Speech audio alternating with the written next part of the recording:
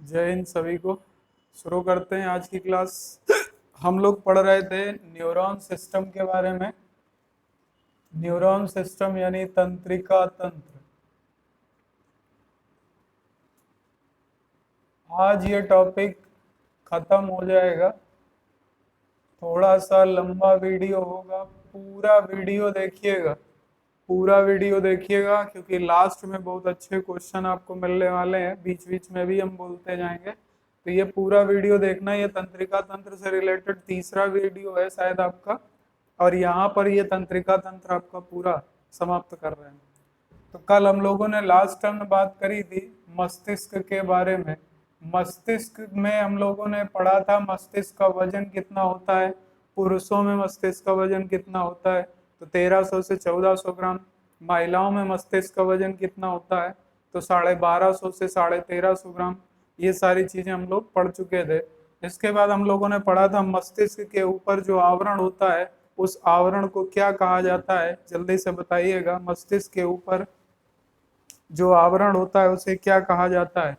उस आवरण को कहा जाता है मेनिंजिस। और ये मेनिंजिस 3 परतों से मिल करके बना होता है, और ये 3 परतों को हमने आपको संबोधित किया था DAP के नाम से। इसमें आपको एक बात और याद रखनी है, अगर मेढक के बारे में पूछा जाए तो मेढक में ये 3 परतें नहीं होती। मेढक में सिर्फ 2 परतें होती हैं। जो बीच वाला ए लिखा था आपने, ये ए वाली परत मेढक में नहीं होती। मेढक में सिर्फ 2 परतें होती हैं। अब उम्मीद है यहाँ तक आपको सबको बेहतर समझ में आया होगा। आपका सिलेबस तेजी से अब आगे बढ़ रहा है, तो अब आगे हम लोग इस टॉपिक को आज खत्म कर लेते हैं। हम लोग कल चल रहे थे मस्तिष्क के भाग के बारे में पढ़ रहे थे। मस्तिष्क के देखिए, हम थोड़ा सा यहाँ पर जगह लेंगे तो हम एक जगह पर ही आपको पूरी बात समझा देंगे। जैसे हेडिंग डाल दीजिएगा आप लोग एक सिंपल पेज पे, इसको ग्राफ के रूप में हम लोग देख लेंगे। तो मस्तिष्क एक हेडिंग डालिएगा पेज पे। इसको कल हम लोगों ने 3 भागों में डिवाइड किया था। 3 भागों में, जिसमें सबसे पहला भाग हम लोगों ने पढ़ा था, जिसे हम लोग किस नाम से जानते हैं, तो इसको हम लोगों ने लिखा था अग्र मस्तिष्क के नाम से। अग्र मस्तिष्क। इसके बाद इसे हम लोगों ने लिखा था मध्य मस्तिष्क। इसके बाद हम लोगों ने तीसरा पार्ट लिखा था पश्च मस्तिष्क। तो ये 3 भागों में हम लोगों ने डिवाइड किया था। सबसे पहले इसका चार्ट बनाते जाएंगे, उसी के साथ में इसको पढ़ते जाएंगे। चार्ट अलग बनाइएगा और इससे रिलेटेड जो नोट्स हों वो अलग बनाते जाइएगा। पॉइंट जो हों वो अलग हेडिंग डाल के लिखते जाइएगा। चार्ट एक जगह रखेंगे तो आपको चीजें बहुत अच्छे से समझ में आ जाएंगी। हम इसको पूरा डिस्क्राइब कर रहे हैं, नोट कर लीजिएगा, हेडिंग इस तरीके से डाल लीजिएगा। अब बात आती है कि अग्र मस्तिष्क के बारे में हमने बताया था, इसका दूसरा नाम क्या होता है बताइएगा। इसका प्रोजेनसेफेलॉन के नाम से कल हम लोगों ने इसे संबोधित किया था। इसके बाद मध्य मस्तिष्क को मीजेनसेफेलॉन, और आपका ये जो पश्चिम मस्तिष्क का भाग था इसको हम लोगों ने किस नाम से संबोधित किया था, तो इसे रोम्बेनसेफेलॉन के नाम से संबोधित किया था। तो तीनों आप लोग पहले इंग्लिश में भी इसका लिख लीजिएगा, साइंटिफिक नेम क्या है तो वो भी नोट कर लीजिएगा। अब हम इसको एक्सप्लेन करना शुरू करते हैं। देखिए, सबसे पहली बात, अगर हम प्रोजेनसेफेलॉन की बात करें तो प्रोजेनसेफेलॉन आपका कितने भागों में विभाजित होता है, तो इसके 3 भाग होते हैं। इसमें 3 भाग होते हैं। तीनों भागों को किस नाम से जाना जाता है, तो सबसे पहला भाग जो इसका होता है इसे कहा जाता है all factory lobe. All factory lobe, इसको हिंदी में बोलते हैं घ्राण पिंड। ऑल फैक्ट्री लोब, या इसे इंग्लिश में कहा जाता है घ्राण पिंड। इसके बाद दूसरा भाग होता है, इसे हम लोग बोलते हैं सेरेब्रम। हिंदी में इसे सेरेब्रम, या हिंदी में इसे प्रमस्तिष्क भी कहा जाता है। देखिए, ये वीडियो को पूरा देखिएगा, बहुत अच्छे क्वेश्चन और बहुत इंपॉर्टेंट क्वेश्चन यहाँ से बहुत क्वेश्चन पूछे जाते हैं। तो इसको बनाते जाइएगा साथ में, सेरेब्रम, या इसे हिंदी में प्रमस्तिष्क कहा जाता है। कई बार क्वेश्चन पूछा गया कि अग्र मस्तिष्क को अन्य किस नाम से जानते हैं, तो इसे प्रमस्तिष्क के नाम से या सेरेब्रम के नाम से जाना जाता है। इसके बाद इसका तीसरा भाग किस नाम से जाना जाता है, अगर जानते हैं तो कमेंट करिएगा, तीसरा भाग किस नाम से जाना जाता है। तो तीसरे भाग को कहा जाता है डायंसीफेलॉन, डायंसीफेलॉन, डायंसीफेलॉन के नाम से। तीसरे भाग को किस नाम से जानते हैं, तो इसे डायंसीफेलॉन के नाम से जाना जाता है। नोट कर लीजिएगा जल्दी से तीनों को, फिर हम आगे बताएं। डायंसीफेलॉन। अब हम लोग बात कर लेते हैं, जो ये प्रमस्तिष्क आपका है ये 3 भागों में होता है। अभी हम एक एक के बारे में अलग अलग बात करेंगे। तो सबसे पहली बात कर लेते हैं घ्राण पिंड के बारे में। घ्राण पिंड से एक क्वेश्चन कई बार पूछा गया कि घ्राण पिंड का मुख्य कार्य क्या है। तो देखिए, आप जितने भी काम सूंघने से संबंधित करते हैं, सूंघना, जिससे सूंघना या गंध के पता लगाने से संबंधित, गंध का पता लगाने से संबंधित जितने भी काम होते हैं, वो सारे काम आपके किससे संबंधित होते हैं, घ्राण पिंड से संबंधित होते हैं। क्योंकि घ्राण का अर्थ क्या होता है, घ्राण का अर्थ होता है गंध या गंध का पता लगाना। घ्राण का अर्थ हिंदी में अगर स्पष्ट लिखेंगे तो इसका अर्थ होता है सूंघना। घ्राण का अर्थ होता है सूंघना या गंध का पता लगाना।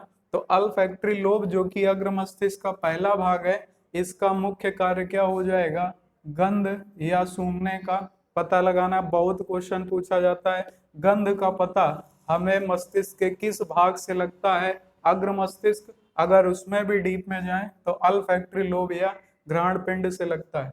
इसके बाद अगली बात हम लोग कर लेते हैं इसी पहले भाग का दूसरे क्वेश्चन। इससे क्या बनता है, तो इससे दूसरा क्वेश्चन ये बनता है कि घ्राण पिंड की संख्या कितनी होती है। तो देखिए, मानव शरीर में घ्राण पिंड की संख्या 2 होती है। यह क्वेश्चन आपसे पूछ सकता है अल्फैक्टरी लोब, या आपसे पूछा जा सकता है अल्फैक्टरी लोब में बल्ब की संख्या कितनी होती है। तो अल्फैक्टरी लोब, बल्ब का मतलब यहाँ पिंड से है, तो बल्ब की संख्या कितनी हो जाएगी, 2। ये इंपॉर्टेंट है, याद रखिएगा। काफी बार पूछा गया कि घ्राण पिंड में, अल्फैक्टरी लोब में आपके घ्राण पिंड की संख्या कितनी होती है, या मानव शरीर में घ्राण पिंडों की संख्या कितनी होती है, तो 2 होती है। अगर आपको वीडियो अच्छा लग रहा हो, चीजें समझ में आ रही हो, तो लाइक जरूर कर देना भाई। आप लोग कोई भी कमेंट या लाइक नहीं करते हो, अच्छा लगे तो आप निश्चित रूप से लिखा करिए कम से कम, तो हमें भी थोड़ा सा लगता है कि ठीक है। नहीं तो हमारे दिमाग में सस्पेंस चलने लगता है कि चीजें शायद आपको समझ में नहीं आए। चलिए, अब पहला भाग तो ये हो गया, अब जरा दूसरे भाग की बात कर लें। तो पहला घ्राण वाले के बाद मतलब क्या हो गया, गंध का पता लगाना, और घ्राण पिंडों की संख्या के बारे में बात कर ली हम लोगों ने। इसकी संख्या कितनी होती है, तो 2 होती है। अब बात करते हैं प्रमस्तिष्क। मानव शरीर का बहुत इंपॉर्टेंट पॉइंट है ये, और मानव शरीर में सबसे इंपॉर्टेंट जगह मानी जाती है। इसका मुख्य रूप से काम क्या होता है, ये मानव शरीर का सबसे इंपॉर्टेंट भाग होता है। मानव शरीर का सबसे आवश्यक या महत्वपूर्ण भाग कौन सा है, तो अग्र मस्तिष्क का प्रमस्तिष्क भाग सबसे इंपॉर्टेंट भाग होता है। प्रमस्तिष्क से आपसे क्वेश्चन पूछा जाएगा कि प्रमस्तिष्क मुख्य रूप से आपका प्रमस्तिष्क मुख्य रूप से क्या कार्य करता है। तो प्रमस्तिष्क को याद रखने के लिए आप याद रख सकते हैं कि इसका मुख्य कार्य क्या होता है। तो कार्य के लिए आपको एक शॉर्ट ट्रिक में याद रखना होगा। इसको शॉर्ट ट्रिक में ST टाइम आप लिख लीजिए। तो ST टाइम से आपको ये पूरा याद हो जाएगा कि इसका मुख्य कार्य क्या है। तो मुख्य कार्य है ST टाइम। ST टाइम से यहाँ पर क्या अर्थ निकलेगा, S का अर्थ है यहाँ पर स्पीक, स्पीक यानी बोलना,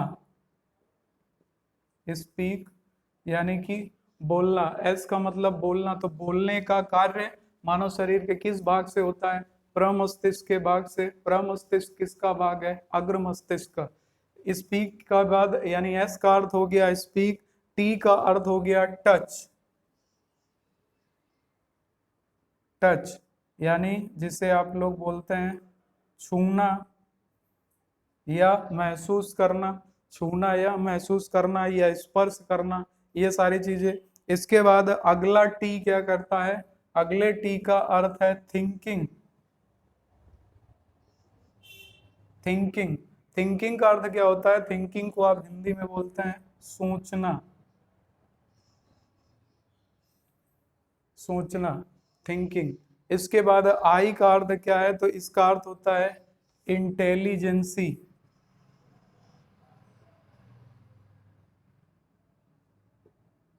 इंटेलिजेंसी या इसी को बोल सकते हैं बुद्धिमत्ता। इंटेलिजेंसी या बुद्धिमत्ता। एक क्वेश्चन कई बार पूछा गया, मानव मस्तिष्क में बुद्धिमत्ता का केंद्र किसे माना जाता है, प्रमस्तिष्क को। ये क्वेश्चन बहुत बार पूछा गया, इंपॉर्टेंट क्वेश्चन है। बुद्धिमत्ता का केंद्र किसे माना जाता है, प्रमस्तिष्क को। या अग्र मस्तिष्क भी ऑप्शन में हो सकता है कि मानव शरीर में बुद्धिमत्ता का केंद्र अग्र मस्तिष्क होता है, या ऑप्शन में प्रमस्तिष्क दिया गया होगा। तो यहाँ से आपका एस का मतलब स्पीक, टी का मतलब टच, टी का दूसरा थिंकिंग, इसके बाद आई का मतलब इंटेलिजेंसी, इसके बाद एम का मतलब क्या निकलेगा, तो एम का मतलब यहाँ पर है मेमोरी। मेमोरी का अर्थ है याददाश्त। कोई भी चीज अगर आपको याद रखनी है तो उसके लिए आपका प्रमस्तिष्क बहुत अच्छा काम करना चाहिए। अगर प्रमस्तिष्क सही काम नहीं कर रहा है तो आपको किसी भी चीज को याद रखने में बहुत दिक्कत होगी। इसके बाद ई का मतलब, ई का अर्थ है यहाँ पर इमोशंस। इमोशंस यानी भावनाएं, फीलिंग, इमोशंस। तो ये सारा आपका, इतने सारे कार्य आपके किसके द्वारा किए जाते हैं, प्रमस्तिष्क के द्वारा। नोट कर लीजिएगा, बहुत इंपॉर्टेंट टॉपिक है ये। तो यहाँ से कोई भी एक उठा सकता है और आपसे पूछ सकता है ये किसके कार्य हैं, तो ये कार्य किसके हो जाएंगे, प्रमस्तिष्क के हो जाएंगे। तो उम्मीद है यहाँ से आपको इतनी बात समझ में आ गई होगी। इसके बाद क्वेश्चन पूछा जाता है कि जो प्रमस्तिष्क होता है, प्रमस्तिष्क में उभार और गर्त पाए जाते हैं। यहाँ से उभार और गर्त पाए जाते हैं। ये उभार और गर्त यानी जो प्रमस्तिष्क का जो, यानी प्रमस्तिष्क जो बना होता है, इसमें उभार होता है ऊपर उठा हुआ और नीचे गर्त, इस तरीके से ये संरचना होती है, यानी उभार और गर्त के रूप में।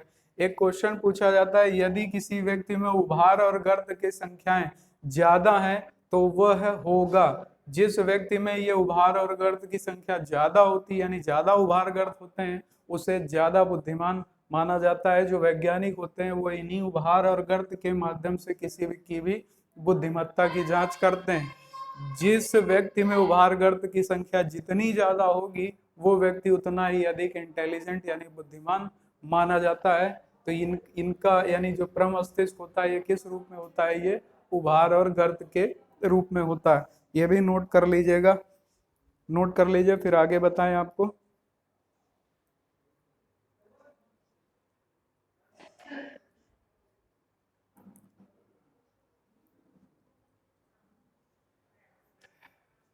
उभार को इंग्लिश में बोलते हैं गायरी और इसको बोलते हैं सल्सी। गायरी और सल्सी भी नाम दे दिया जाता है, गायरी और सल्सी कहा जाता है इनको इंग्लिश में। तो ये सारे कार्य किसके हो जाएंगे, प्रमस्तिष्क के। अब अगली बात कर लेते हैं डायंसी फेलान की। देखिए डायंसी फेलान को समझने के लिए आपको सबसे पहली चीज ये समझनी होगी कि डायंसी फेलान के भाग कितने हैं। तो डायंसी फेलान के 3 भाग होते हैं, 3 भाग होते हैं डायंसी फेलान के।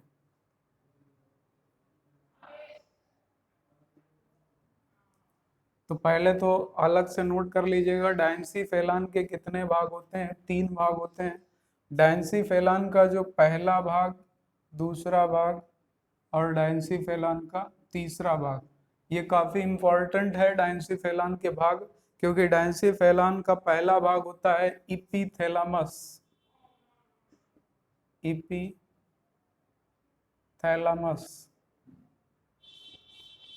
इपीथैलेमस। डेंसिफेलन का दूसरा भाग है थैलेमस।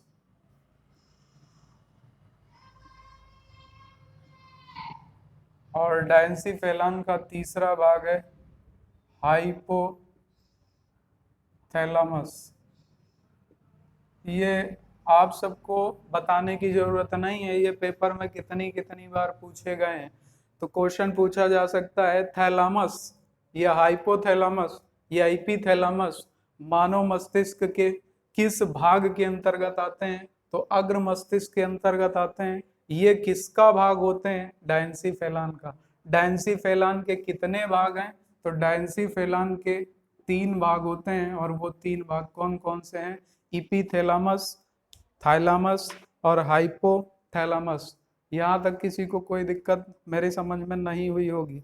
अब यहाँ से क्या क्वेश्चन पाया जाता है? एक क्वेश्चन पूछा जाता है मानव शरीर में पीनियल ग्रंथि, मानव शरीर में ये हाइपोथैलेमस, थैलेमस और ये होता कहाँ पर है? तो ये आपका जो महारंध्र होता है उसी के पास एक ग्रंथि पाई जाती है जहां पर यह स्थित होता है। यहीं पर इपीथैलेमस के पास एक ग्रंथि पाई जाती है जो कि कई बार परीक्षाओं में पूछी जाती है, पीनियल ग्रंथि। पीनियल ग्रंथि। तो क्वेश्चन पूछा जाता है कि पीनियल ग्रंथि मानव शरीर में कहां पर स्थित होती है? तो पीनियल ग्रंथि मानव शरीर में इपीथैलेमस के पास स्थित होती है। मानव शरीर में पीनियल ग्रंथि कहां पर स्थित होती है? तो ये इपीथैलेमस के पास स्थित होती है। इपीथैलेमस को पीनियल ग्रंथि को अन्य किस नाम से जाना जाता है? तो पीनियल ग्रंथि को शरीर का आपका बायोलॉजिकल क्लॉक भी कहा जाता है। तो क्वेश्चन यहां से नोट डाल के लिख लीजिएगा, मानव शरीर का बायोलॉजिकल क्लॉक, बायोलॉजिकल क्लॉक किसे कहा जाता है? मानव शरीर की बायोलॉजिकल क्लॉक किसे कहा जाता है? या जैविक घड़ी, मानव शरीर की जैविक घड़ी किसे कहा जाता है? तो ये पीनियल ग्रंथि को कहा जाता है। यह क्वेश्चन पूछ सकता है मानव शरीर की लैंगिक घड़ी किसे कहा जाता है? लैंगिक घड़ी किसे कहा जाता है?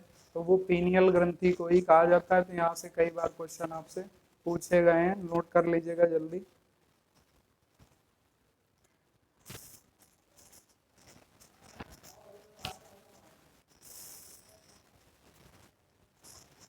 अब यहाँ से आप एक बात और याद रख सकते हो कि ये इपीथैलेमस करता क्या है? ये आपकी दिनचर्या को भी व्यवस्थित करता है।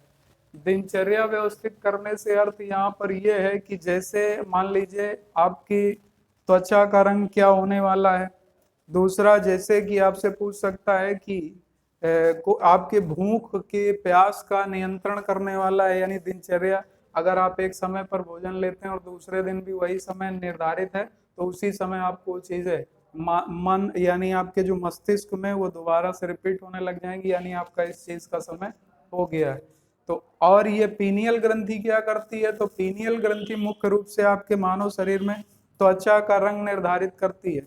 तो क्वेश्चन पूछा गया कि मानव शरीर में त्वचा का रंग कौन सी ग्रंथि निर्धारित करती है? तो त्वचा का रंग निर्धारित करती है आपकी पीनियल ग्रंथि। त्वचा का रंग निर्धारित करती है पीनियल ग्रंथि। एक क्वेश्चन पूछा जाता है त्वचा का रंग निर्धारित करने वाला वर्णक कौन सा है? तो त्वचा का रंग निर्धारित करने वाले वर्णक को कहा जाता है मिलेनिन। मिलेनिन। मिलेनिन वर्णक होता है जो त्वचा का रंग निर्धारित करता है। तो ये भी नोट कर लीजिएगा, त्वचा का रंग निर्धारित करने वाला वर्णक मिलेनिन। और यहीं से एक हार्मोन स्रावित होता है जो कि आपके लैंगिक विकास, आपके शरीर के जैविक विकास के लिए उत्तरदायी है, जिसे कहा जाता है मिलेटोनिन। मिलेटोनिन। मिलेटोनिन के नाम से जाना जाता है, हार्मोन स्रावित होता है जिसे मिलेटोनिन के नाम से जाना जाता है। तो उम्मीद है इपीथैलेमस के बारे में आपको पर्याप्त जानकारी हो गई होगी। अब हम लोग आगे देखते हैं थैलेमस।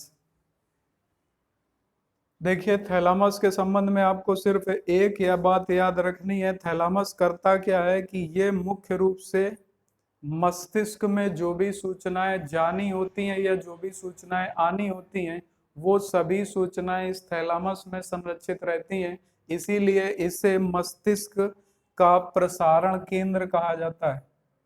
मस्तिष्क मस्तिष्क का प्रसारण स्टेशन कहा जाता है। तो नोट कर लीजिएगा, एक वन लाइनर पॉइंट पूछा गया कई बार कि मस्तिष्क का प्रसारण स्टेशन किसे कहा जाता है। तो मस्तिष्क का प्रसारण स्टेशन या मस्तिष्क का प्रसारण केंद्र कहा जाता है थैलामस को। इसके बाद अगली बात आती है हाइपोथैलामस। मोस्ट इंपॉर्टेंट हाइपोथैलामस के बारे में। हाइपोथैलामस के बारे में सबसे पहली चीज हम लोग ये जान लें कि हाइपोथैलामस करता क्या है। तो हाइपोथैलामस का मुख्य कार्य होता है, जितनी भी क्रियाएं आपकी स्वायत्त तंत्रिका तंत्र से संबंधित होती हैं, ये स्वायत्त यानी स्वतंत्र तंत्रिका तंत्र को नियंत्रित करता है। स्वायत्त तंत्रिका तंत्र को नियंत्रित करता है। तो क्वेश्चन पूछा जाएगा, मानव मस्तिष्क का कौन सा भाग स्वायत्त तंत्रिका तंत्र या स्वाधीन तंत्रिका तंत्र को नियंत्रित करता है। तो वो करता है हाइपोथैलामस। स्वायत्त तंत्रिका तंत्र के अंतर्गत एक ग्रंथि पाई जाती है। स्वायत्त तंत्रिका तंत्र के अंतर्गत अभी क्रियाएं कौन सी हैं वो भी हम बात करेंगे।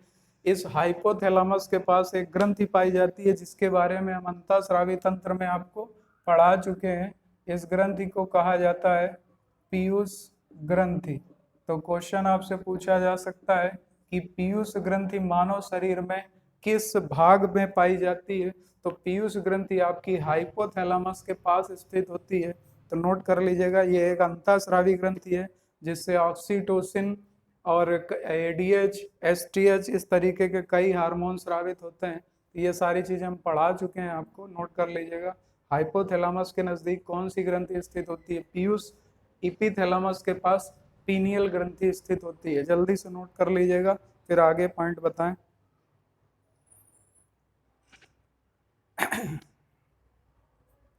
नोट कर लिया होगा आप सबने। इसके बाद इसे मानव शरीर का सुपर मास्टर भी कहा जाता है। सुपर मास्टर भी कहा जाता है। मानव शरीर का सुपर मास्टर किसे कहा जाता है? हाइपोथैलामस को। नोट कर लीजिएगा, मानव शरीर का सुपर मास्टर किसे कहा जाता है? हाइपोथैलामस को।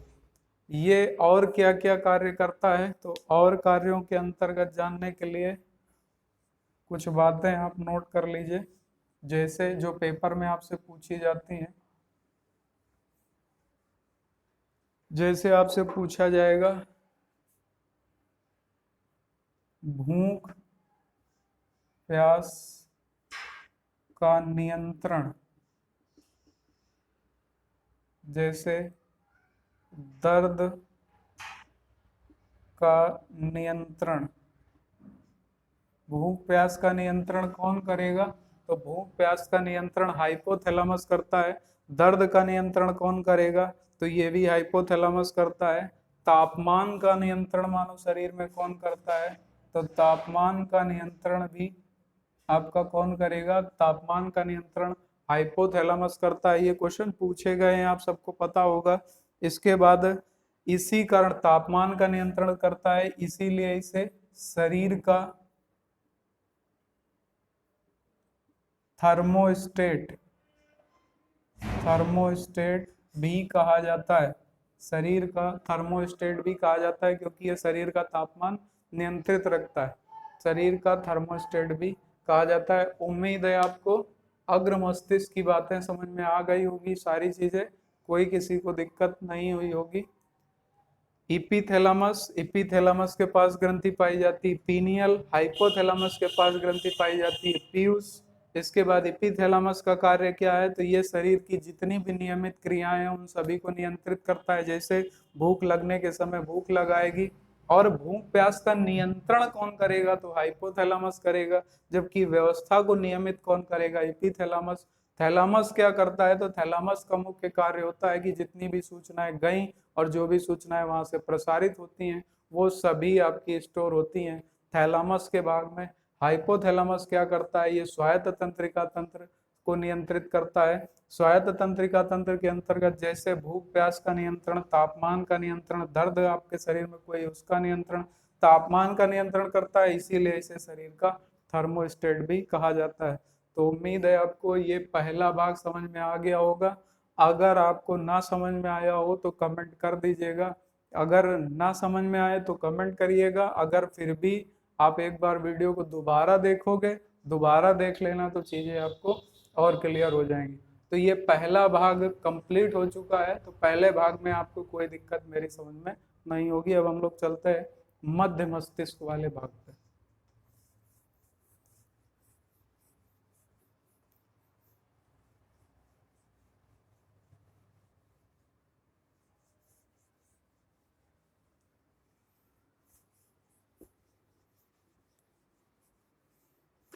यहाँ से आपके एएलपी में क्वेश्चन पूछे गए, इन क्वेश्चनों को हल्के में ना लें। एनटीपीसी का जो एग्जाम होगा ग्रुप डी में, तो हो सकता है यही पूछ ले कि भूख प्यास का नियंत्रण कौन सी ग्रंथि करती है, लेकिन एनटीपीसी में बहुत अच्छे क्वेश्चन पूछे जाते हैं। आपने पिछली बार आरआरबी के अगर एएलपी के क्वेश्चन देखे होंगे तो वहां पर आपको इस तरीके के क्वेश्चन मिलते हैं कि क्वेश्चन पढ़ने पर ही समझ में नहीं आता पूछ क्या रहा है। तो अब हम लोग चलते हैं अगले भाग पे, और अगला भाग आपका दिया हुआ है मध्य मस्तिष्क का। मध्य मस्तिष्क के बारे में बात करें तो मध्य मस्तिष्क आपका दो भागों में विभाजित होता है। मध्य मस्तिष्क दो भागों में विभाजित होता है। पहले भाग को कहा जाता है कार्पोरा,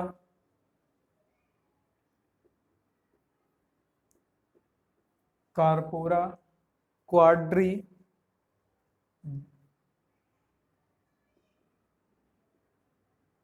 जाइना, कार्पोरा क्वाड्रीजाइना पहला भाग, और दूसरे भाग को कहा जाता है सेरिब्रल, सेरिब्रल।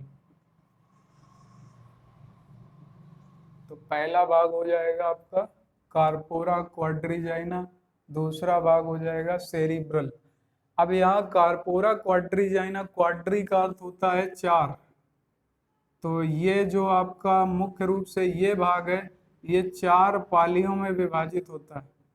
चार पालियों में विभाजित होने का मतलब चार भागों में विभाजित हो सकता है, ये भी आप लिख सकते हो, चार भागों में विभाजित हो सकता है।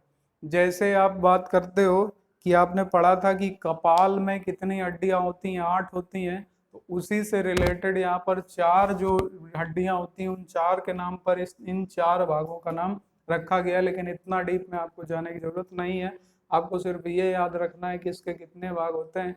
मध्य मस्तिष्क के दो भाग होते हैं, पहला कार्पोरा क्वाड्रीजाइना और इसका नाम होता है सेरिब्रल। कार्पोरा क्वाड्रीजाइना, क्वाड्री का अर्थ होता है चार, इसलिए ये कितने भागों में विभाजित होता है, तो ये चार भागों में विभाजित होता है। नोट कर लीजिएगा।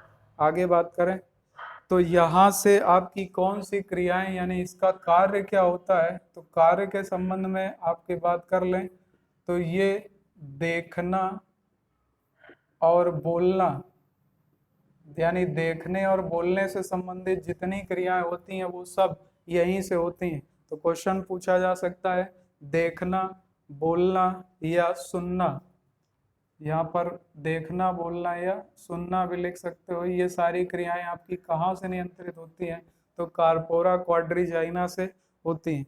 इसके बाद एक क्वेश्चन आपसे जैसे पूछा जा सकता है कि जो आपका सेरिब्रल है, सेरिब्रल भाग क्या करता है, तो सेरिब्रल भाग का मुख्य कार्य होता है अग्र मस्तिष्क को पश्च मस्तिष्क से जोड़ता है। ये अग्र मस्तिष्क को पश्च मस्तिष्क से जोड़ता है। तो एक क्वेश्चन पूछा जाता है अग्र मस्तिष्क को पश्च मस्तिष्क से कौन जोड़ता है, बाकी और इसका कोई इंपॉर्टेंट काम नहीं है। ये मुख्य रूप से अग्र मस्तिष्क, अग्र मस्तिष्क को पश्च मस्तिष्क से जोड़ता है। ये अग्र मस्तिष्क को पश्च मस्तिष्क से जोड़ता है, तो नोट कर लीजिएगा इसको भी जल्दी से। अग्र मस्तिष्क से पश्च मस्तिष्क को जोड़ने का कार्य कौन करता है?